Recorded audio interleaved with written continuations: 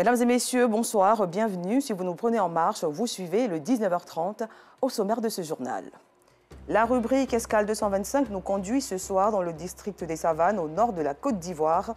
Nous irons respectivement à Kafongo et Niélé, deux villages du département de Ouangolo, dans la région du Tchologo. Sur place, des tunnels et un grand fromager retiennent l'attention. Au Burkina Faso, les autorités annoncent une réorganisation de leurs unités combattantes face aux djihadistes. Objectif, récupérer les territoires perdus ces dernières années. Merci de suivre l'information sur RTI2. Que se passe-t-il dans la cité paisible de Ndoussi? Bien malin celui qui pourrait répondre avec précision. Des sources font état d'affrontements qui auraient causé des pertes en vies humaines et des dégâts matériels. La ville ressemble à un champ de bataille, ce qui pousse les populations à abandonner leur ménage pour trouver refuge en des lieux sûrs. Les autorités sont appelées à la rescousse. Nous reviendrons simplement sur ce sujet dans nos prochaines éditions. Un canal de promotion de l'élite dans la région des Grands Ponts, c'est la vocation que se donne la plateforme Dabou en marche. Elle a procédé récemment à la distinction des meilleurs élèves de cette ville. Au total, 36 élèves ont vu leur travail primé au centre culturel de la localité. Joël Gosset. Les 36 meilleurs élèves de Dabou primés. Cette journée du mérite et de l'excellence, qui est à sa première édition, est une initiative de la plateforme Dabou en marche. Elle œuvre pour le développement et les compétences des fils et filles de la ville de Dabou. À travers Dabou en marche, essayer de prendre notre part d'éducation, prodiguer de sages conseils aux enfants, leur montrer la voie des études. On a vu aujourd'hui, on voit partout sur les réseaux sociaux, des comportements pas très intéressants de la part de notre jeunesse, de la part de nos petits-enfants, nos élèves et tout. Donc il était important pour nous, dans la vision du gouvernement, de prendre nos responsabilités. Pour cette année académique 2021-2022, Kwasi Laure Chancel, élève en classe de 3e au lycée Akpanyagne Martin, avec une moyenne annuelle de 17,21, a été déclarée majeure. Admise au baccalauréat, Akpa Melem, Laura du lycée Akpanyagne Martin, a enlevé le prix d'excellence du meilleur élève de la classe de terminale A, avec une moyenne de 16,55. Les 36 lauréats ont reçu chacun un diplôme d'honneur et un kit scolaire. Ces primés ont promis de faire de leur mieux afin d'être des modèles. Je dis infiniment merci à l'organisation Dabou en marche qui nous permet, nous les élèves, futurs étudiants, d'être valorisés, d'être honorés et de vraiment nous encourager à pratiquer l'excellence. Je suis vraiment très fier et heureux d'avoir pu être récompensé aujourd'hui, car ce n'est pas donné à tout le monde de pouvoir avoir ce mérite. Le conseil que je voudrais donner à tout le monde, c'est de toujours prendre en considération toutes les matières. Se félicitant de la performance des élèves, Marcel Youboué de la direction régionale de l'éducation nationale Dabou a exhorté les apprenants à continuer sur cette lancée. Les chefs traditionnels, vecteurs de promotion de la paix, Sa Majesté Zié Jean Gervais, roi des Crous, vient d'être élevé au rang d'ambassadeur de paix par la Fédération pour la paix universelle, section Côte d'Ivoire. Une distinction d'encouragement pour son implication en faveur de la paix en Côte d'Ivoire. Georgette Ido Fofana. Zié Jean Gervais, roi des Crous et secrétaire général permanent du Forum des souverains et chefs traditionnels d'Afrique, vient d'être élevé au rang d'ambassadeur de paix. Cette distinction, initiée par la Fédération pour la paix universelle, section Côte d'Ivoire, vise à encourager le chef de la communauté Crous à toujours œuvrer pour la paix en Côte d'Ivoire. C'est une distinction méritée. Quand vous avez vu un peu l'histoire, la biographie de cet homme, on ne peut pas compter, disons, ces actes de paix qu'il a eu à poser, de par donc ce continent et au-delà. Donc nous ne faisons que reconnaître ses mérites tout simplement. Mais nous l'encourageons à œuvrer maintenant de façon engagée pour la paix en Côte d'Ivoire. Aussitôt distingué, Zié Jean Gervais n'a pas manqué d'exprimer sa reconnaissance à la Fédération pour la paix universelle. Sentiment de joie, un sentiment de reconnaissance. Je voudrais dédier cette élévation d'abord à mon Père, le Dieu Tout-Puissant, parce que c'est Mais au président de la République, Alassane Ouattara, il peut compter sur moi, il peut compter sur mon institution. Avant cette distinction, le roi des Krou avait été couronné en septembre 2019 en Éthiopie, 263e roi après Haïlé Sélassié. L'OS Esso Vincent, ministre-gouverneur du district autonome des Lagunes, a procédé à une visite d'immersion des sites pilotes de 2 projets à Tiaa, dans la sous-préfecture de Dabou ce jeudi. Des projets consistant en la production de poissons en cage flottante, de mûriers et de vers à soie. Objectif, contribuer à l'occupation saine des jeunes et promouvoir l'autonomisation de la femme. Yacouba Koulibaly, Georgette Ido Fofana. Occuper sainement les jeunes du district autonome des Lagunes par la production de poissons en cage flottante ainsi que du mûrier et du ver à soie, faciliter l'autonomisation de la femme à travers cette activité génératrice de revenus, c'est tout le sens de la visite d'immersion des sites pilotes de 2 projets à Tiaa par l'OS Esso Vincent, ministre-gouverneur du district autonome des Lagunes. Le district autonome a 2 grandes ambitions. Premièrement, donner du travail aux jeunes pour qu'ils puissent se procurer des moyens de subsistance, ce qui les empêcherait de se disperser, se donner à des spectacles.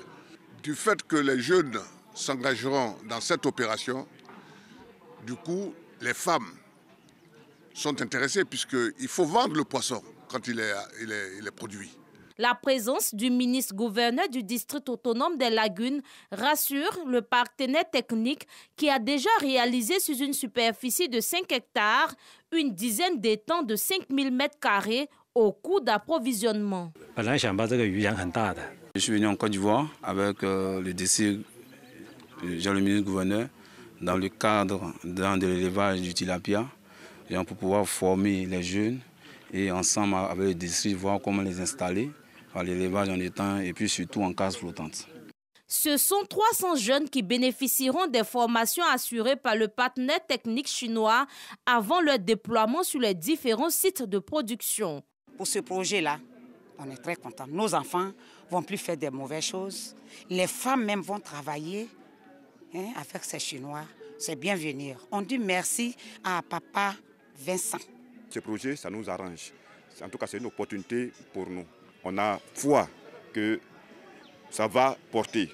Le chef du village de Tiaa ne cache pas sa satisfaction. C'est une fierté de voir des gens, des Asiatiques, venir s'installer dans mon village et puis donner du travail à la jeunesse, bientôt aux femmes, faire de la pisciculture.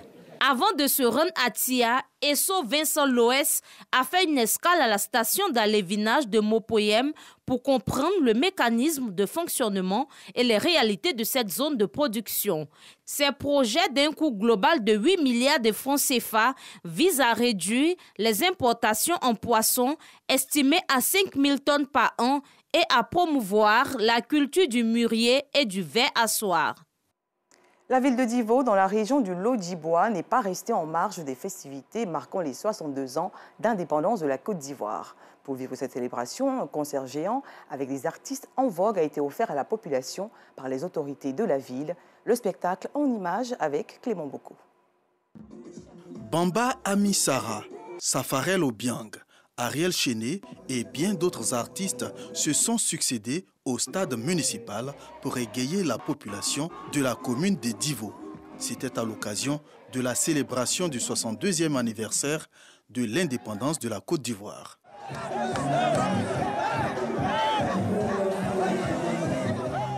Les frères Alassane et Fousseni Diakité, initiateurs de ce concert, ont profité pour sensibiliser les populations à la paix et au vivre ensemble. À l'occasion de la 62e anniversaire de notre chère patrie, la Côte d'Ivoire, nous avons décidé d'offrir un concerto gratuit à toute la population d'Ivolaise pour que le vivre ensemble, la paix puisse toujours régner sur cette belle ville qui est Divo. Ce concert a également été l'occasion de célébrer les différents acteurs qui ont participé à la 3e édition du tournoi de la jeunesse unie de Divo. Une compétition remporté par FC Libanais qui est reparti avec le trophée de vainqueur, plus un montant de 2 millions de francs CFA destiné au financement d'un projet collectif.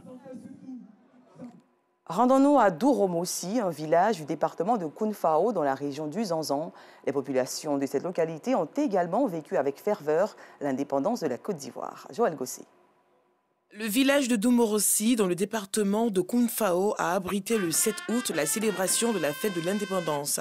Plusieurs délégations de tous les villages environnants, conduites par les chefs de village, rois et chefs de tribu, ont pris part à cette célébration. À cette occasion, Cissé Isiaka François, sous-préfet de Boaya, a exprimé sa gratitude aux populations pour leur mobilisation. Il a réitéré l'engagement du gouvernement d'œuvrer plus dans le social pour leur bien-être. Cissé Isiaka François a exhorté les populations de Doumorossi au travail, gage d'une vraie indépendance, et les a invités au vivre ensemble. La patrie de la vraie fraternité, telle que prônée par notre hymne national et que nous chantons à l'unisson à chaque grande occasion, comme c'est le cas aujourd'hui, nous oblige à relever le défi du vivre ensemble fraternel, dans une cohésion sociale pacifique, en vue d'un développement le plus harmonieux. C'est un impératif devoir auquel il faudra satisfaire pour être digne de l'héritage qui nous a été légué. Le traditionnel défilé des corps constitués et la célébration de l'excellence du civisme, la remise solennelle de prix d'excellence ont clos la cérémonie. Le monde de la culture ivoirienne toujours sous le choc suite au décès de Justin Stanislas, artiste chanteur ivoirien. Décédé à Paris le 2 juillet 2022, la dépouille mortelle de l'artiste est arrivée à l'aéroport Félix Houphouët-Boigny hier dans la soirée. Le cercueil a été accueilli par son épouse, les artistes et la ministre de la Culture et de la Francophonie, Françoise Remarque, venue apporter le soutien du gouvernement ivoirien. En sport à présent, la première journée des Olympiades KI20 édition 2022 s'est déroulée ce mercredi au complexe sportif Agora dans la commune de Koumassi. Cette troisième édition a pour thème « Femmes, piliers de développement ». Plusieurs disciplines sportives au programme de ces activités. Samuel Metch. Handball, basketball et dodgeball sont entre autres les disciplines sportives qui ont rythmé les installations du complexe sportif Agora de Koumassi.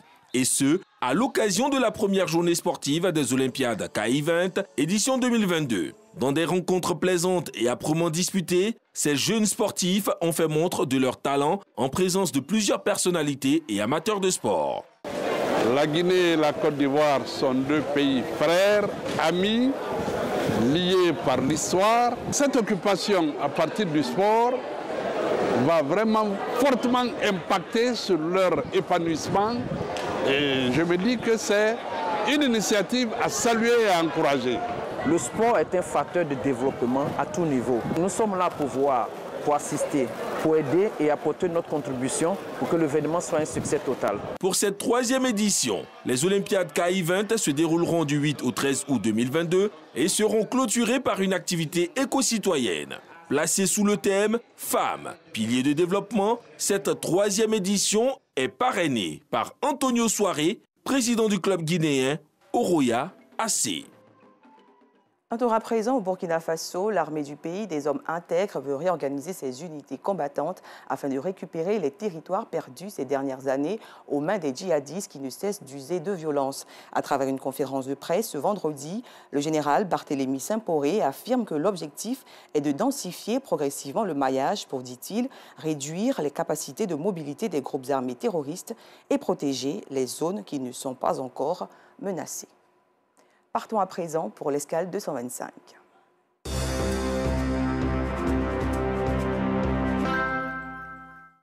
Cours d'histoire dans cette édition. Nos reporters vous font découvrir des tunnels et un grand fromager datant du XVIIe siècle. Ces curiosités illuminent les villages de Kafongo et Niélé dans le département de Ouangolo au nord de la Côte d'Ivoire. Coup de projecteur sur ces attraits touristiques de la région du Tchologo. Signature Georgetino Fofana et Kader Bachil. La région du Tchologo, au nord de la Côte d'Ivoire, dispose de plusieurs sites touristiques, dont les tunnels de Kafongo dans la sous-préfecture de Toumokoro et le fromager de Niélé dans le département de Ouangolo.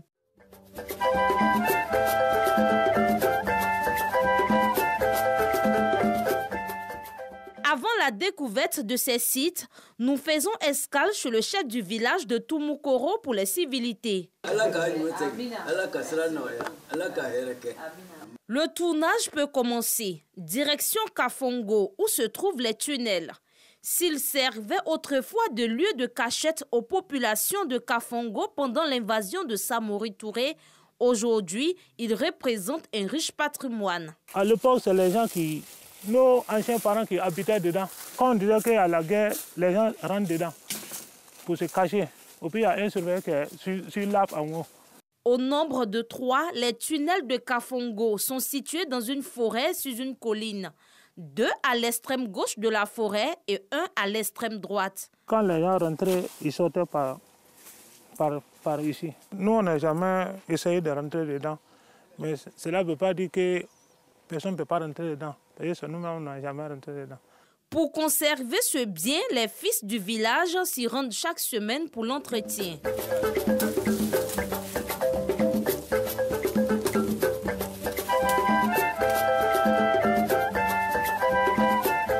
Le souhait des habitants de Kafongo et de Tumukoro est de valoriser et vulgariser cet héritage. Je suis content de voir ces tunnels puisque j'entendais parler.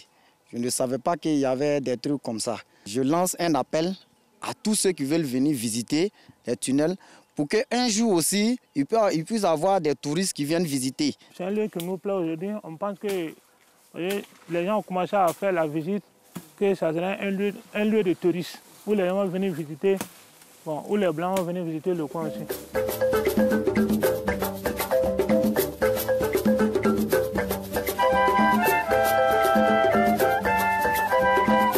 Kafongo, direction Niélé. Ici existe encore un vieux fromager qui date du XVIIe siècle.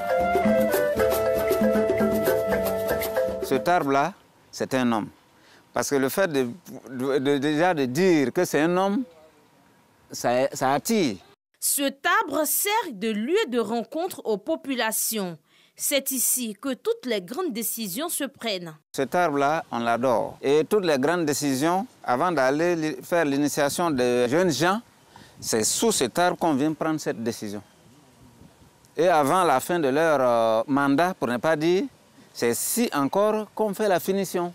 Pour la municipalité, des initiatives sont en cours pour la valorisation du fromager. Tous ceux qui viennent prendre visite à Niélé, on fait tout possible pour leur montrer cet arbre. Parce qu'on a vu que cet arbre est resté caché. La mairie même a des ambitions à vraiment faire une bonne clôture ici et vraiment valoriser le coin. Selon le directeur départemental du tourisme de la région du Tchologo, la stratégie Sublime Côte d'Ivoire, initiée par le gouvernement, donnera à coup sûr une valeur à ces sites touristiques. Aujourd'hui, notre souhait, c'est de valoriser le tourisme local. Insérer ces sites dans le patrimoine mondial de l'UNESCO. À l'instar des autres sites, nous avons les tunnels de Kafondo, le fromager, nous avons aussi les murailles de Sordi. Des murailles de Sordi, en passant par les tunnels de Kafongo au fromager de Niélé, le Tchologo a beaucoup à proposer aux Ivoiriens. Et nous ne cesserons de vous inviter à visiter notre belle patrie, la Côte d'Ivoire. Fin de ce journal, merci de l'avoir suivi. Je vous retrouve demain à 19h30.